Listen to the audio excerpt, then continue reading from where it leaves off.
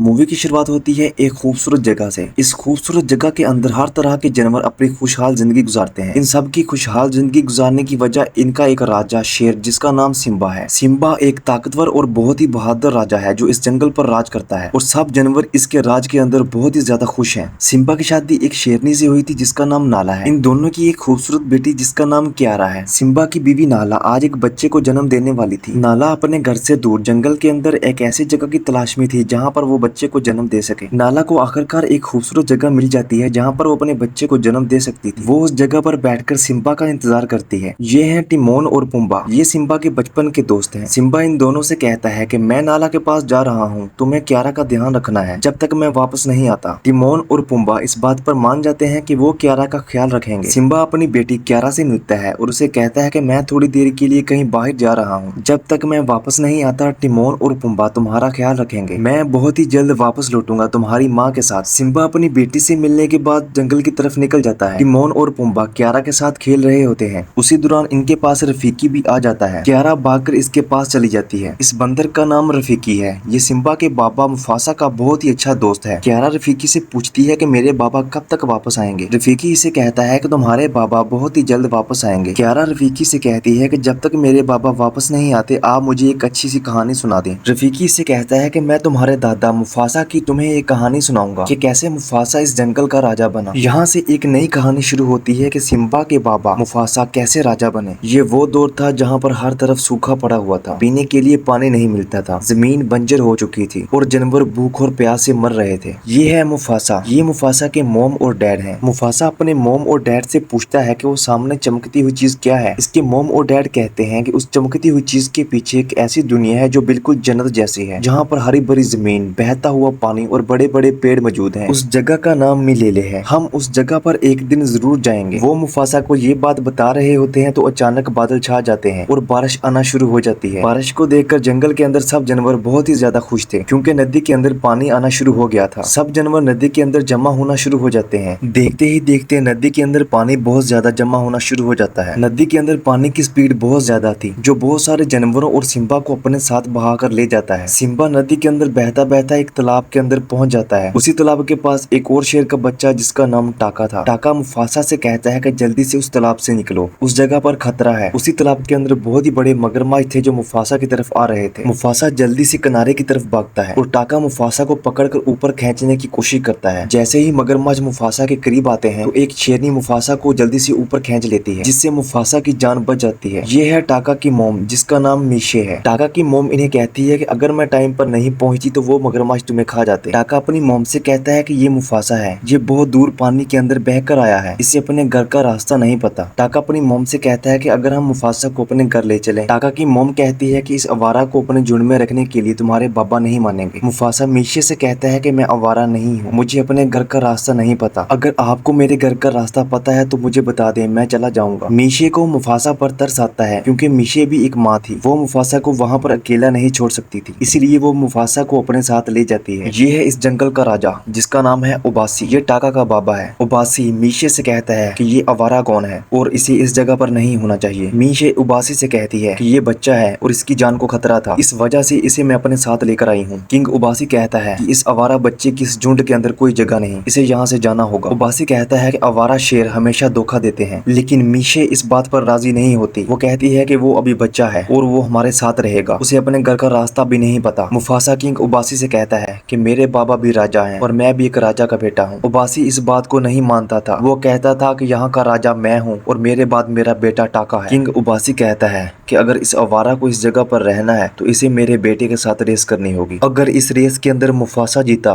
तो वो इस जगह पर रह सकता है, अगर वो हार गया तो इसे यहाँ से जाना होगा। टाका की मोम मीशे इस बात पर मान जाती है। टाका और मुफासा के दरमियान रेस शुरू होती है। मुफासा रेस में बहुत अच्छा था लेकिन मुफासा ने काफी दिनों से कुछ खाया नहीं था और काफी थका हुआ भी था। टाका मुफासा को बहुत ही पसंद करता था। टाका चाहता था कि मुफासा मेरे साथ इसी जंगल में रहे और मेरा भाई बन जाए, इसीलिए टाका मुफासा को जीतने देता है ताकि वो इस जंगल में रह सके। कुछ ही देर के अंदर ये रेस खत्म हो जाती है और मुफासा ये रेस जीत जाता है। किंग उबासी मुफासा को पहले नंबर पर आता देख बहुत ही ज्यादा गुस्सा करता है और कहता है कि ये आवारा पहले नंबर पर नहीं आ सकता। टाका की मोम मीशे किंग उबासी से कहती है कि तुमने वादा किया था कि अगर ये रेस मुफासा जीत जाता है तो इस जंगल में रह सकता है। उसी दिन से मुफासा टाका के साथ और मीशिया के साथ उसी जंगल में रहना शुरू कर देता है। मुफासा और टाका दोनों एक दूसरे को भाई मानने लगे। ये दोनों इसी जंगल में खेलते कूदते रहे।